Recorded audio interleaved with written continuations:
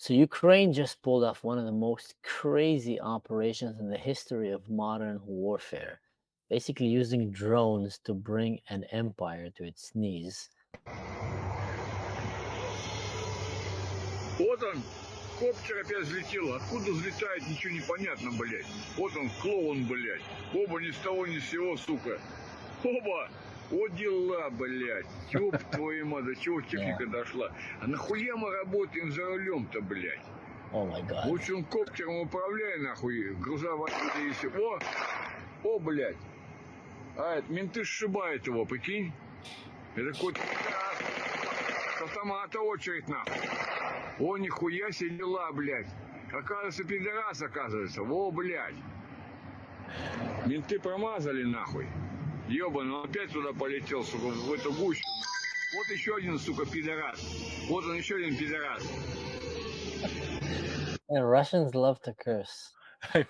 I'm pretty sure that his sentiment was going on across all of Russia that day. Yeah.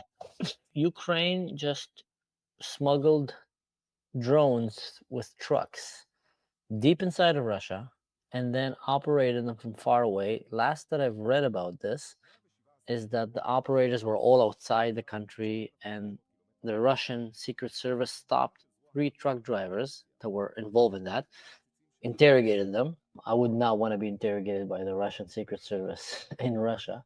Yeah, listen, basically the operation was carried out ultimately by just over 100 drones. Ukraine said 117 drones. So they put them in these trucks with false roofs, and they used Russian drivers to drive them around. So the Russian drivers didn't even have any idea what their cargo was, right? It was hidden in the container, right? So false roof, remotely open. So they were told basically, hey, drive to here, park the truck, either just wait, another driver is going to take it over, different instructions, but they went as far as 8,000 kilometers from the Ukrainian border. That's how deep they went into Russia, all the way to the east. And then in coordination, they launched those drones. They were parked all near strategic locations, and they just started hitting airfields primarily.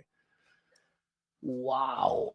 They hit it. I've heard that they hit some of the, the Russian bombers Yeah. that can carry nuclear weapons.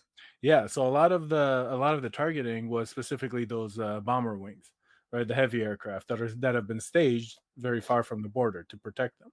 So, for example, the Tu-95 is the Russian heavy bomber, kind of the equivalent of the American B-52, which are nuclear capable, and they're all part of the triple deterrent that you have when you're nuclear power. You have air launched, land launched, and sea launch. And so those aircraft are currently not in production anymore. So they're not going to be able to replace them. At most, they're going to be able to repair, and if that also depends on the type of damage. So we're talking about 40 reported damaged, and I think they said they had at least 17 for sure destroyed. I mean, flat out, no way they're recovering that aircraft. So this was a huge hit. It's not just a matter of damage, which is initial estimates were saying $2 billion worth. Now it's up to $7 billion worth. $7 billion worth was done by 170 drones. Yeah.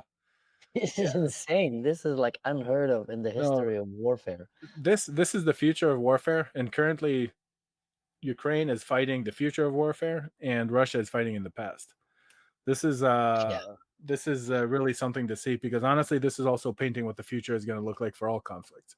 Because we already see the drone use being picked up across the globe, right? We're seeing all the way from different militias in Southeast Asia to the Middle East, everywhere. Ukraine has brought this though to a new level, right? We're talking about their capabilities, and now they're estimating that they can pump out 10 million of these per year. That's over 27,000 per day. 27,000 robot fighters that can fly in the air, can be powered by AI or by operators a day. Wow. Yeah, and they're extremely low cost when you're talking about compared to the traditional cost of military hardware. Already they're estimating about 80% of battlefield engagements are done by drones between Ukraine and Russia. So, I mean, we're staring the future in the face right now. I'm afraid to say that, but there's going to be a day where we're going to see a massive terrorist attack that's going to be carried by loads of drones that got smuggled into an urban place. I don't know what, like, New York City, LA, somewhere around the Western world, in Europe, Berlin. and they'll suddenly just go out and start like targeting people or infrastructure. It's coming. It's undoubtedly coming. For those who don't know, myself and Daniel, we both been in the military service. I was in special forces in Israel. Daniel was a tank commander in the IDF and an Apache pilot in the U.S. Army. So looking at it through my eyes, at least, and I'm sure through yours, it's just a very effective way to wage war. Very effective way. Yeah, and look, I mean, this operation was absolutely beautiful. This is going to make a fantastic movie one day. Following the launch of those drones, then the trucks that were carrying them were also self-destructing. So you're leaving nothing for the enemy, right? You have no operators for them to catch. All the vehicles were being driven by your enemy. Basically, your enemy was driving your weapons to the battlefield, and then whatever is left over is self-destructs, giving them nothing. This is giving pagers Mossad vibes, if you think about it. Yeah. It's Yeah. Mossad did it with pagers. They took down, the leadership of Hezbollah and thousands of the warriors. They did it with drones. It's not Yeah. that different. Yeah. As in the background here, we're going to have this video playing. This is the actual footage from the drones carrying out the attacks. What you see there's a Tu-95 heavy bomber. So we're just going to let it play out. It's just it's incredible. Apparently, some of the drones were being operated with the fiber optics because of the jamming, right? So the fiber optic allows you control without, even when all frequencies are jammed. So you can still control the drone. You can see where they're attacking here is interesting, where they're going for the wings. You'll see in a moment on the other footage. With the rest of the footage, you'll see they're attacking pretty much the same spot on all of them, right? You're going right on where the support for the wing is. So you're taking Is that where the fuel tank is? That's why? Yeah, so fuel tanks are in the wings, so you get the fuel going. But also, when you damage that, because the fuselage, the body of the aircraft itself, is actually quite simple to repair, all things considered. But the wing, because it's load bearing, right? That's where all the weight is being lifted for the aircraft itself. So if you can damage that, watch. I want to back up a second on this one. Watch. There'll be a drone that flies through the fire. Watch, it catches a flame, and then you'll see the right here, and then the communication fails on it. Because I of the think fiber. I think it burned the fiber optic cable on that one. Yeah. Wait, I didn't think about that. So you think that all these trucks had drones with fibers on them? Yeah, so I think basically the truck, in the roof of the truck, was a base station.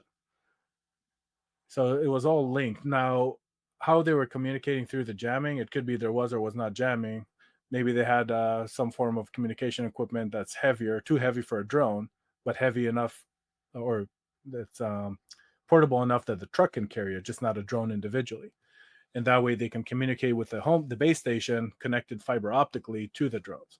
Apparently, it took them more than a year to plan this operation. Are we closer to World War III, Daniel? Yeah, well, on that note, Russia did respond with, I mean, granted, they do this all the time. They're threatening nukes. The difference now is that those aircraft were part of its nuclear deterrent. Until now, there's nothing, even with all the damage that's been done, nothing has really directly compromised their nuclear deterrent capability. But now that they lost so many of their nuclear capable aircraft, it makes the threat just a little more serious than the usual saber rattling. Everybody was talking about that we shouldn't push Russia with its back to the wall. That's like was one of the biggest fears when the war with Ukraine started. That's like people were saying, we shouldn't push Russia with its back to the wall.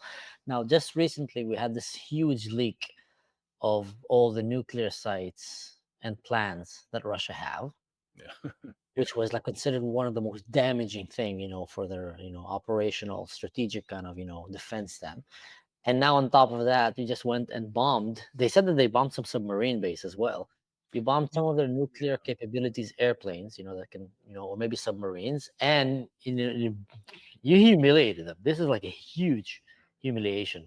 Yeah. There is no way that Russia is not going to retaliate with a massive, crazy way. Like, there's no way. They're going to retaliate, and it's going to be ugly. Yeah, I well, don't see any other way around it. on the other hand, what are they going to do differently? Bomb civilian sites? Yeah, but they've been doing that. They've been doing that, like, they will bomb, like, I don't know what, 100 non-civilian sites and then one extreme civilian, like a train station. Maybe they'll just go full on now. I don't Yeah. know. Well, that's the thing, though. Hasn't Russia been going full on from the get go? They said this was going to be a week long operation. Here we are into year 3. That's true. That's true. What was the numbers you said that the casualties in this war that came out of drones? Right now, currently, 80% of engagements are by drones. Wow. So 80% of the fighting is done by drones.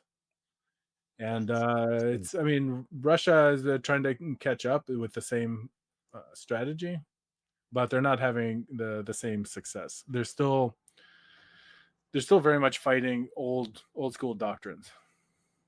Right? It's historically it has worked out for them in the sense that yes, they managed to fend off the Nazi Germany, but at enormous cost. So their way of fighting is not a very cost-effective way of fighting. Basically, Yeah. basically they just throw as much meat as they can into the grinder and hope that the grinder gets stuck. Nobody thought that Ukraine will survive more than 1 week. Nobody. And then they just kicking ass there. They're like, wow, insane what they're doing. And this drone attack now, undoubtedly, this is the next warfare battlefield. I mean, I'm glad that I'm not a young soldier in the battlefield now. Our times was different. The cost effectiveness of these as a weapon is off the charts.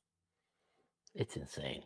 Wow, it's crazy. I don't think any country is ready for it. Even Israel, I mean, we're not fighting an army like Ukraine or Russia. Let's be honest. I mean, an army that can produce 25,000 drones. What did you say? A day?